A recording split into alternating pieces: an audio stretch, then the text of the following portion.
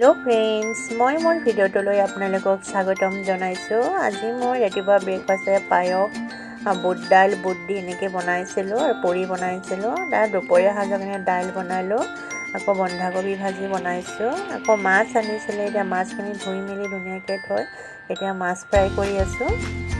এতিয়া মাছ ফ্ৰাই কৰিছোঁ। মাছখিনি হোৱাৰ পিছত বেঙেনা, যিহেতু পেটু বহুতখিনি থাকিলে বেঙেনা দি বনাম বুলি ভাবিছোঁ। এয়া পেটুখিনি মই ভাজি আছোঁ। এতিয়া পেটুখিনি বেঙেনা দি দিম আৰু বিলাহী দিম, এনেকৈ খাই ভাল লাগে। আপোনালোকে ভিডিঅ'বোৰ চাই কেনেকুৱা পাইছে কমেণ্ট কৰিব। যদি মোৰ ভিডিঅ'বোৰ চাই ভাল পাইছে তেনেহ'লে প্লিজ লাইক এটা কৰি দিব।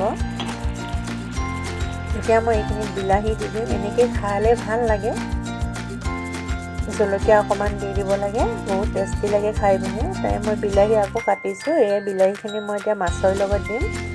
মাছখিনি বিলাহীত দিম বুলি ভাবিছোঁ। এয়া মই বিলাহী এতিয়া বনাই আছোঁ। ইয়াত মই মাছখিনি দি দিম।